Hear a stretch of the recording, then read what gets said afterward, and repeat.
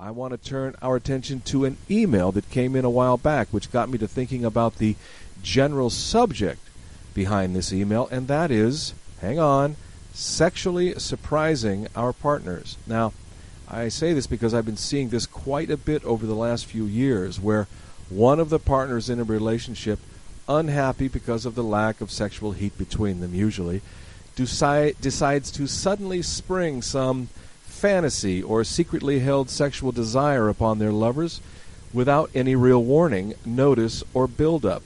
In other words, instead of discussing some idea rationally, like having a threesome, say, you just go ahead and invite the guy or girl over, and the whole scene about, and have the whole scene about to begin, and then you introduce to your unsuspecting partner what you have in mind. Boom.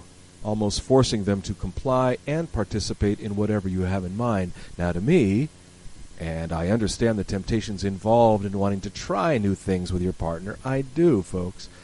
But that idea strikes me as underhanded and even deceitful, to just spring something like that upon your partner without really having discussed it first, Mia, don't you think?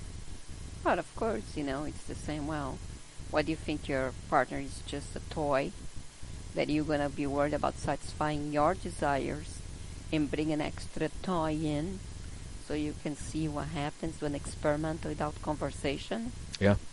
It's one thing for you to talk to your partner and say, hey, that's my idea. What do you think? If the person agrees with it, it's completely different, but that's just respectful for you to bring a third, fourth, fifth person into the bedroom, into Suddenly, your sex right? level, your sex life, and just offer your person the other one. What's the consideration, and how much do you truly love the one that you're with? Yeah. If you're not respecting, not talking, and not even getting the permission, you're just doing it because you think it will be great.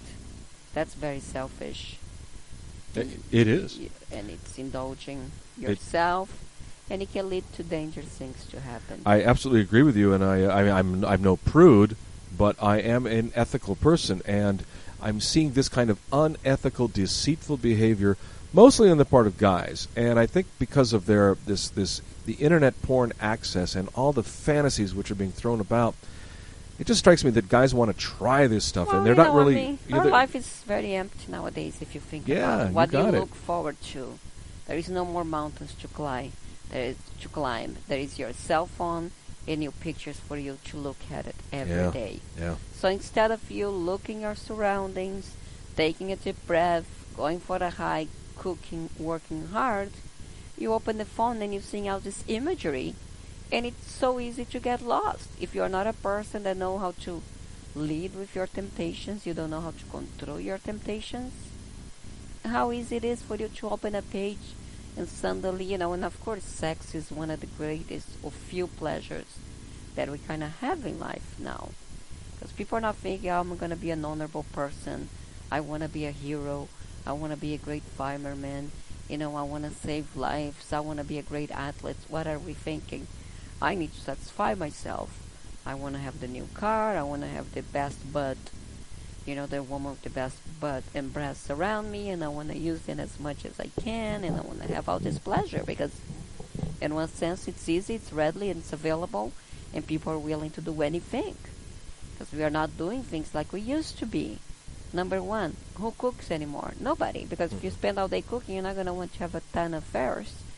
Or if you're spending the day cleaning your house with the basic things that are necessary to survive, you're not going to be thinking thoughts like that. But if you're not doing anything, you're buying packaged meals filled with hormones and poisonous, and then your body's all clotted, and then you look at the image in the internet, and what do you see?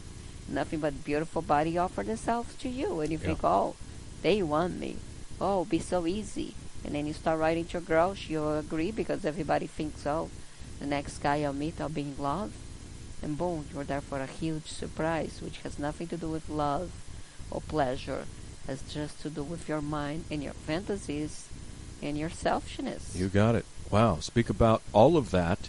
We happen to have this email right here that I want to dive into. This is from Madeline. Mia, I am so mad at my husband, and I need your help. I've always wanted to go on a cruise, and he finally agreed to take me in June. He said it would be a surprise and I would love it. Well, the tickets just came in, and I was shocked to find out he had booked us on a swinger cruise. That's right.